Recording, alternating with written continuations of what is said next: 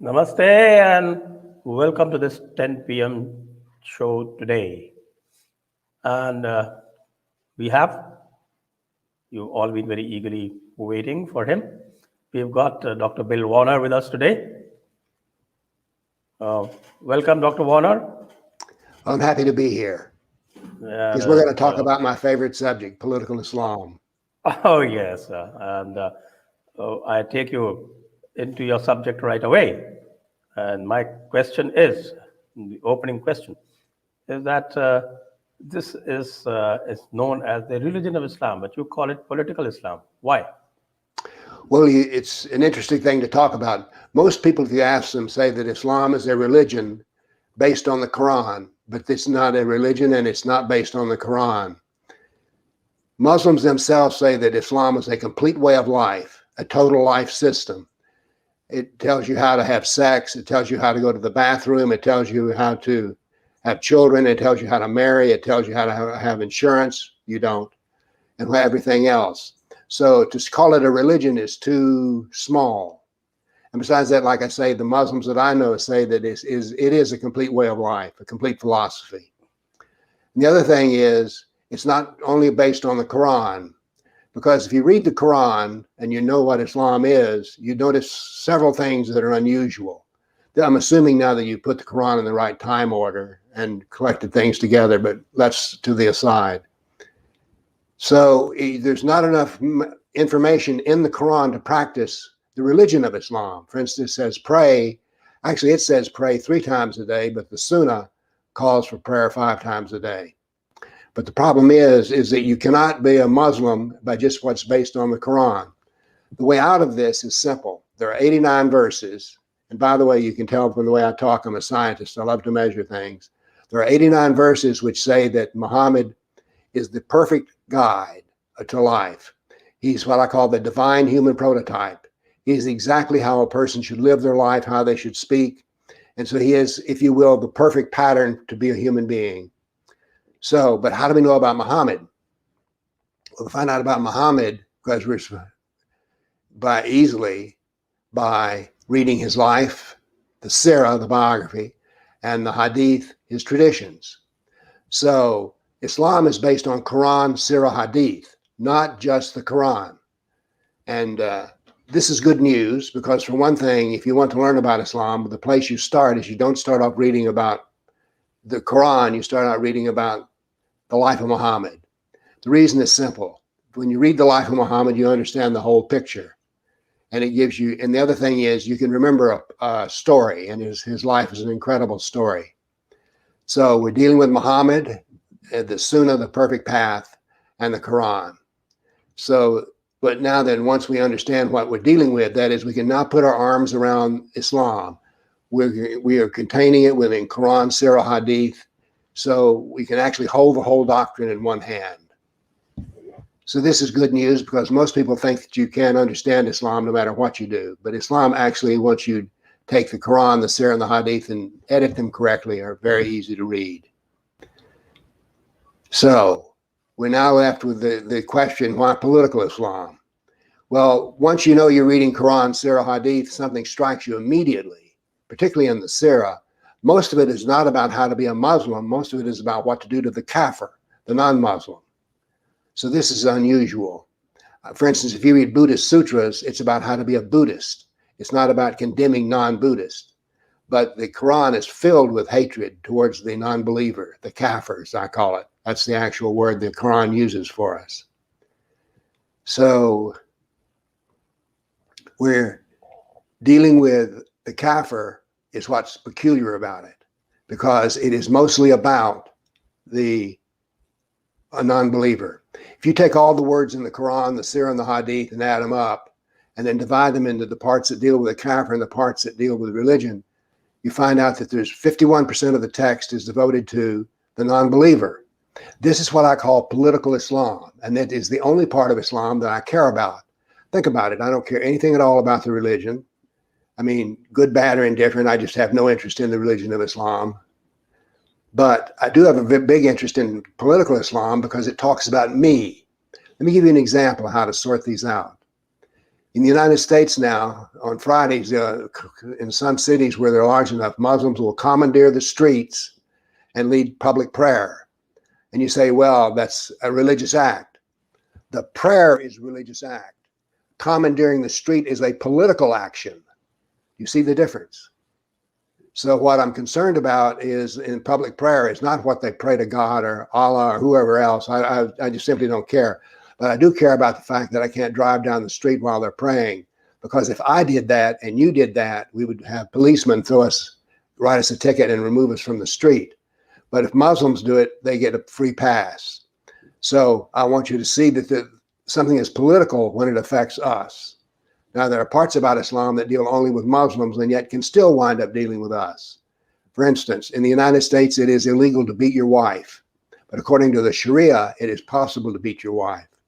So therefore, although we might say, well, I don't care if a Muslim male beats his Muslim wife, I do if they do it in the United States because it violates our laws.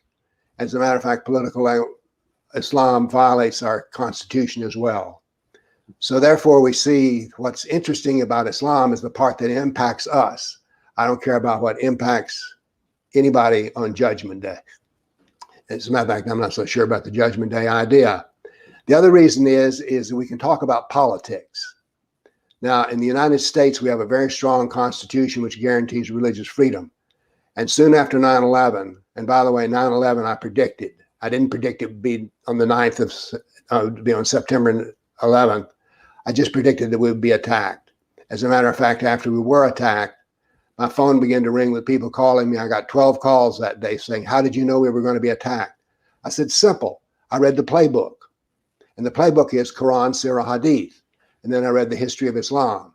Because once you understand the doctrine of political Islam and look at its history, it's very easy to predict the future.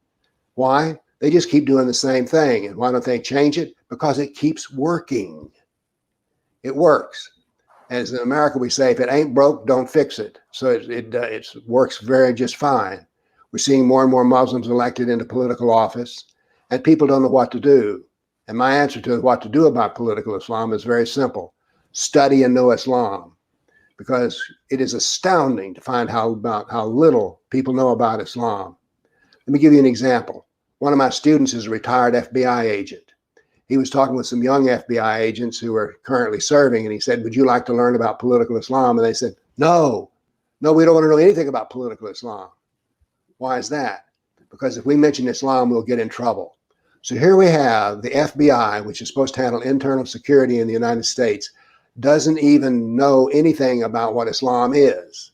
That's the reason they deal with terrorism, not jihadists, because you can be a terrorism for any reason, but a jihadist has a plan that's 1,400 years old and he's working it. So therefore, political Islam is what we want to deal with, because political Islam is what will damage us. How a person prays doesn't affect me one way or the other. So therefore, political Islam is the part of Islam we want to deal with because it's the part that deals with us. And remember this, the majority of Islam is based on the political part. So that's briefly where I am with political Islam and why I think it's the important thing to study. My books, for instance, only deal with the political side of it. I have a book of Hadith called The Political Traditions of Muhammad, and all these Hadith deal with us. I don't give you the Hadith that deal with prayer because I'm not interested in prayer. I don't give you the part about family law. Instead, what I talk about is what affects us. So political Islam is the part we need to know and study, and we cannot defeat political Islam without knowing political Islam. We have generals here in the United States who've never read the first book on it. We have people in the State Department that don't know there's a doctrine of treaties. Yet they sit down and want to make treaties with Muslims. The treaty laws are political laws. So therefore, we want to get away from discussing the religion of Islam, which is of no interest, and we want to go to studying the politics of Islam, which affect us on a daily basis. Okay, so that was an excellent exposition on why you deal with political Islam only, and religion of Islam can be, in fact, it's a very small part. Even the Quran is a very small part. I think you actually laid it out in your book. that Quran is just 14% of the entire Yes. corpus of the Sharia law. So I think it's interesting that if you look at the Quran, Sirah, Hadith, 14% of it is about Allah, 86% about it is about Muhammad. This tells us something. It tells us a lot. It tells us we ought to learn about Muhammad and forget about Allah. Quite right. In fact, one of our very good friend, he challenges the Muslim, saying that, okay, uh, it's not enough that you say Allah. It's not enough because you cannot be a Muslim unless you also say at the same time, you say La ilaha illallah, but at the same time, unless you say that Muhammadur Rasulullah, then your faith is not complete. So that Correct. shows. Correct. By the way, I find it interesting. I've discussed Islam a lot about with Muslims. It is astounding how little they know about Islam. Now, occasionally you get some Muslim Brotherhood type who's quite good or an imam, but the average Muslim knows very little about Islam at all. As a matter of fact, Christians who've tried to convert Muslims have discovered that the way to convert a Muslim is you do not talk to him about your religion of Christianity. Instead, you talk to them about what the religion of Islam is. And you go through and you explain to them things that they just simply don't know about. So you need to know political Islam. And by the way, there's another reason you need to know political Islam. I'm an intellectual. It's very interesting. It's curious because it has, let me give you an example. I'm a scientist. If two things, we're taught with Aristotelian logic, if two things contradict each other, at least one of them is false. Now, they may both be false, but if they contradict each other, at least one of them is. But Islam is not based on that. In the Quran, when you study it, the early Quran preaches one doctrine, and the latter Quran teaches another doctrine. And the latter doctrine trumps or cancels the earlier doctrine. So, but they're both true. You can talk about the peaceful part of Islam if you want to, or you can talk about the war part of Islam. Even though they contradict each other, they're both true simultaneously. We can see this in the life of Muhammad. He preached the doctrine of Islam for 13 years in Mecca and converted 150 people. He moved to Medina at the insistence of the Meccans, where he became a politician and a jihadist, and the Sirah lays this out very clearly. And when he died, every Arab on the peninsula we now call the Arabian Peninsula was a Muslim. So we see here there's two Muhammads. There is Muhammad, the religion of peace. That's true and accurate. Then there's Muhammad, the jihadist. That's true and accurate. But wait a minute, those contradict each other. Doesn't matter. They're both true. They're like having hot water and cold water to sink. You can get either one you want. Just turn the knob. So Islam contains dualism. Its ethics are dualistic. This is the key divider between Islam and other systems. So anyway, that's just a little aside there about how we want to deal with the politics of Islam and to understand that it's the part that impacts us and that it's contradictory. Here's what happens with the contradictions. People say, well, I know this Muslim is a really nice person.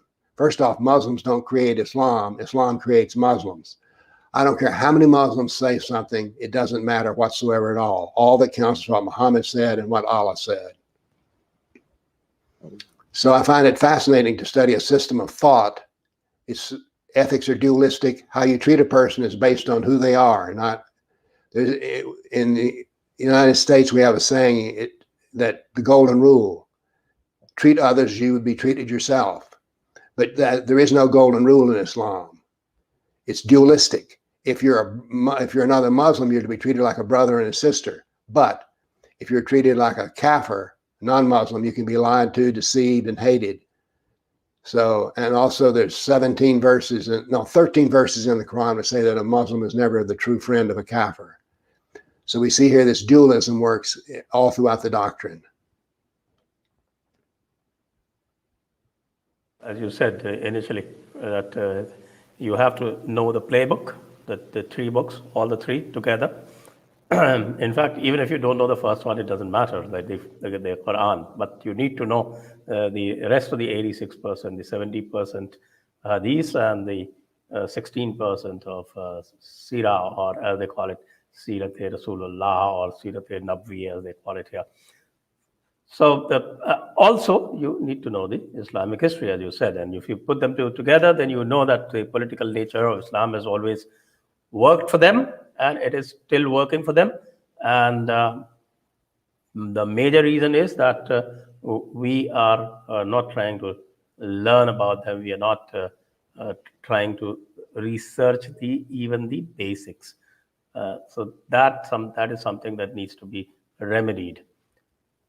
Now let's move to the books that you've written, and I find it very fascinating. You know, you have let's talk about the two major series that you've written. Of course, the first one is about the three books. That is what the Islamic Trilogy. So, would you like to say something about the Islamic Trilogy, and then I will come to the more interesting series. Yes. Well, I call it the trilogy because I'm not a believer. That is, I do not believe there is a God Allah, and I think Muhammad, if he existed, was confused. So therefore, I'm not a Muslim at all in any way. What I want to do is to study the actual doctrine. Let's go back to the fact that I'm a scientist. When you're a scientist, once you know the basic laws and rules, you can solve any problem. For instance, once you understand Newton's laws of motion, you can calculate the position of Mars at any time. You don't need to memorize it. You just need to know the three laws. In the same way, what I wanted to do is to make Islam clear and easy to understand based on its basic principles.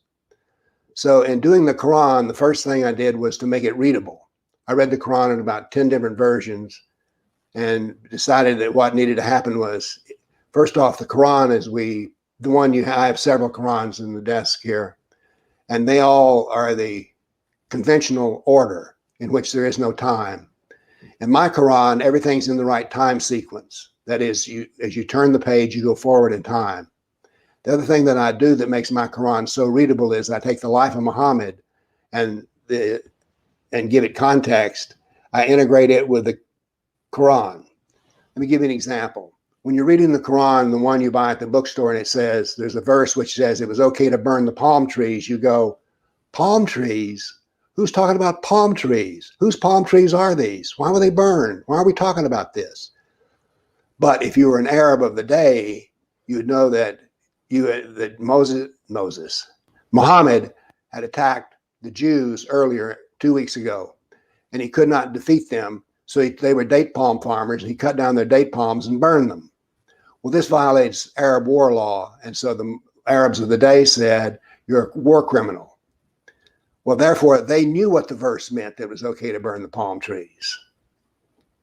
In my book, what you do is you read the life of Muhammad and integrated with the Quran, and as a result, you know what's going on. So when you read the verse that it was okay to burn the palm trees, you've just read the part in his life in which exactly what he did. So therefore, my Quran is easy to read because it's in the right time order. It has the context of Muhammad's life, and also taking correct. The Quran is so repetitive. There are 38 references to Moses, and I think there's 32 to Noah. And when you read it, it's just exhausting. So what I do is I collect all the stuff about Moses and put it in the same place, all the stuff about Noah and David. So therefore, I group things and according to the category they're in. So my Quran is categorized, has context, and is easy to read and understand. Now then, every single word of the Quran is in my simple Quran. So I'm not leaving anything out. Nor is it confusing when Muhammad speaks and Allah speaks because they're in different fonts. So therefore, my Quran can be picked up and read, and it becomes an epic novel. Well, not a novel, an epic book. Starts off with a prayer and a hymn to God and ends with political domination of the world. So that's my Quran. And what I did with the Sirah was I didn't write a biography. Instead, I took the original Sirah, which has index marks on the margin, and I referenced each paragraph in my Life of Muhammad is referenced to the original. So therefore, if you're reading my Life of Muhammad or Muhammad and the Unbelievers, I wrote 2 books about him. You know exactly what you're talking about. So therefore, I've made the Quran easy to understand. I've taken the life of Muhammad and made it easy to understand because it references the original Sirah. I don't try to write a biography. I just try to take the Sirah and make it easy to read. And when it comes to the political traditions of Muhammad and the Hadith, which are 2 books, I only write about the part of Islam that deals with us. So therefore, my books deal with us. They're easy to read. And anytime in one of my books you say, I don't believe that, it has an index in the margin so that you can go look it up and see it for yourself. So therefore, my books are based on, as it were, studying the laws of Islam and making it simple and easy to understand. And once you do all this, by the way, it's categorically clear that we're in trouble. Why are we in trouble? Well, let's go back to Muhammad. His success came from jihad. And we're having jihad today. Someone died today in Africa or in the Middle East because of Muhammad. Muhammad was the greatest warrior who ever lived. Today, no one dies for Napoleon, no one dies for Caesar, no one dies for anyone, except someone died today for Muhammad. Sorry. So therefore, we want to study the doctrine of Islam so that we can become our own expert. My expert is Muhammad and Allah. So therefore, no matter how long you've been a Muslim, if you say something that contradicts Muhammad or Allah, you're wrong. If I say something that agrees with Muhammad or Allah, then I'm correct. So I teach people to reason from basic fundamental laws. This makes it easy to understand, and therefore you become your own expert. You don't need to listen to the Muslim who's talking to you at work because you've already listened to Muhammad and Allah. I like to say that my teachers are Dr. Muhammad and Professor Allah. But we need to know the basics, the fundamentals. And it's interesting because I've made it easy to read. It's like a dramatic novel. Yes, that's very, very interesting. In fact, when I read your 2-hour books, the 3 2-hour books that you've written, I think that comes from the other series that is called A Taste of Islam. And you've given a taste of Islam to everyone who is affected by Islam. So, for instance, let's introduce our viewers to your series, what is called The Taste of Islam. So, who are the people who are getting this taste of Islam? One, that is. And the second, let's talk about the interesting categories that you brought on, like, for instance, women. Yes. Well, I have a whole book according to the doctrine of women because I was raised by my mother and my grandmother, and I have 2 daughters and 3 granddaughters. I love women. I mean, I just say that in the point of view of I love women, period. I'm not just in any sexual sense of the word. I mean, just as people. And when I found the cruelty of Islam towards women to be beyond control. For instance, I'm going to give you an example of my method. Muhammad married Aisha, who was his favorite wife at 6, and consummated the marriage at age 9. Well, this, I think, is the wrong thing because I do not believe in child brides. Therefore, I oppose it. But the only reason I can oppose it is it so that people can see that it is the way of Islam. Having a child bride is quite common. I know a woman who was married to a 52-year-old man when she was 14. Now, what do those 2 have in common?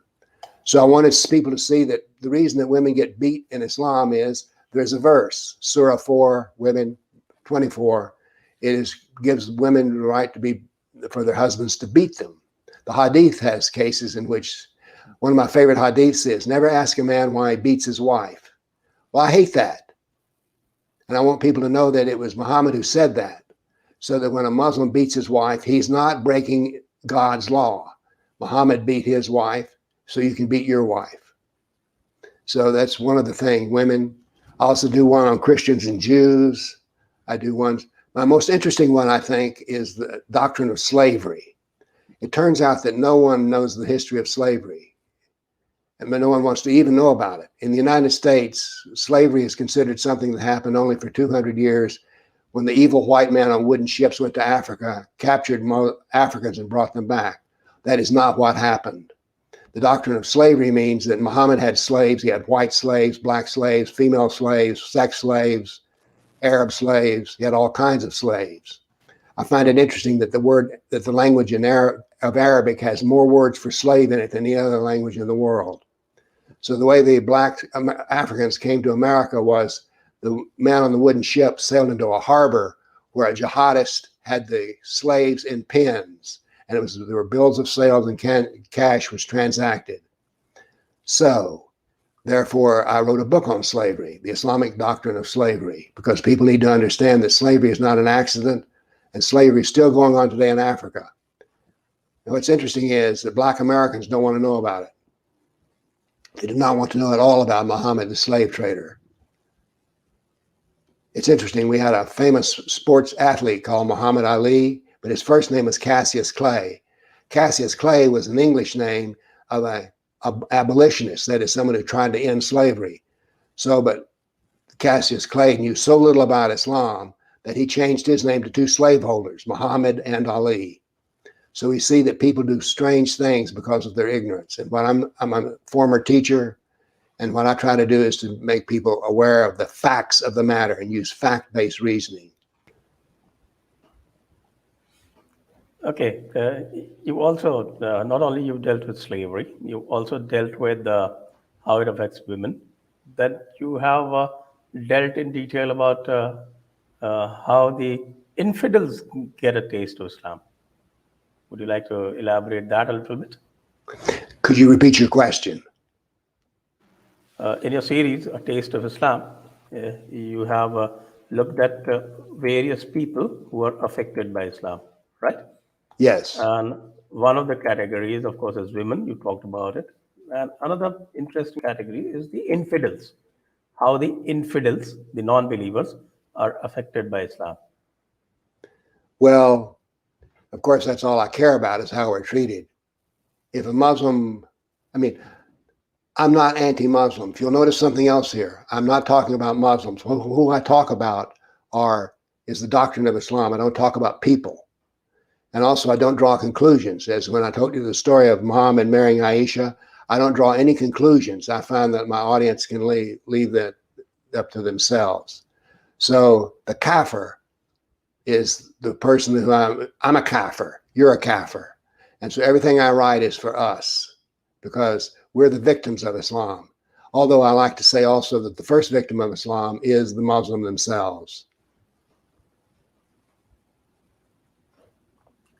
Okay, that's right. One of the most interesting books that I find is one in which you teach how to persuade Muslims out of Islam. Yes.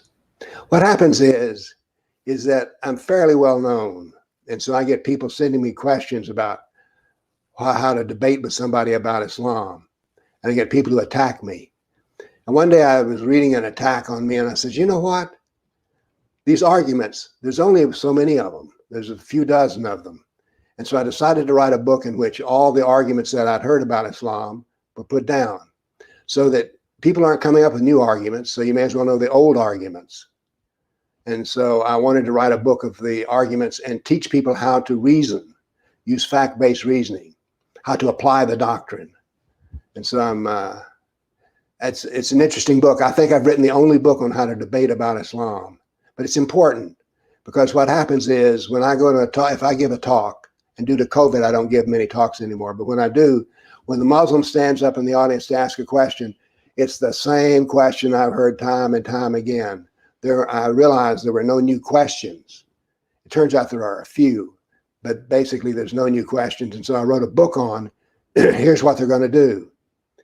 It's sort of like in a sports game. If you study the game films of your enemy, because he's going to play the next game pretty much like he played the last one.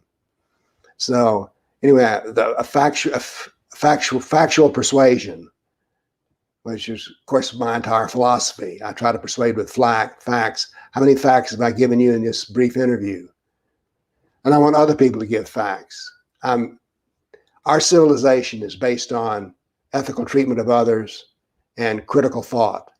And we're seeing that critical thought is being driven out of the marketplace of ideas. And yet I'm a scientist and I truly believe in critical thought, fact-based reasoning. That's all I'm about. And I want to teach other people how to do this because it is a shame and a tragedy. But in the United States, schools less and less teach anything about critical thought and reasoning. They become ideologues. They have an ideology which they're selling, and you better give them their ideas back on a test, or you will not pass. As a matter of fact, it is possible with what's being done in our textbooks that to give the right answer would give you the wrong score. So this is a tragedy, because once we give up on fact-based reasoning, all we're left with is emotion and passion, which is not a good way to run your life. Now, I'm going to ask you the last question from my side, and I request all my viewers to please send your questions. We will take questions after this. My last question is that the interesting phenomenon in the practical world that we find today is that the ideology of the left and the ideology of Islam, they seem to supplement each other very well these days. Whereas there is very little common with them, because the left actually prides itself on what it calls objectivity. Of course, we know there's a lot of dogma there as well. How do they manage to get on together?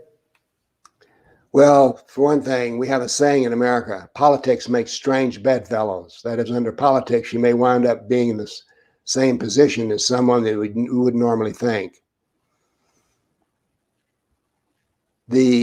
Most Muslims in America vote Democrat. But the important point here, I think, is this: the left is totalitarian in its nature. That is, it wants full control of everything, including family life. Well, Islam agrees with that. And Islam agrees that they both agree that the civilization we have should be torn down and a utopia be rebuilt. Now, the left thinks they can work with the Muslims and help tear down American society or Indian society, and that they'll be fine when it is over. What they will discover is what the communists did in Iran. Before Khomeini came, he was brought in mainly by the left, the Tudor Party. Yeah. After the Tudor Party brought Khomeini to power, 5 days later, Khomeini issued death warrants for all the Tudor Party leaders. My point is this: the left does not know any history because they're utopians. They don't care anything about history. Idealists care nothing about history. Utopians care nothing about history because their new vision is so vast, so great, and so beautiful that it's never been done before. So they share this. They're both utopian systems. They're both totalitarian in nature, and they both want to tear down a civilization. The left thinks they've got good buddies with the Muslims, but they will discover what the Tudor Party did, which was once the Muslims take power, they don't have any friends. Yeah, quite right. I think that's beautifully explained. Two totalitarian systems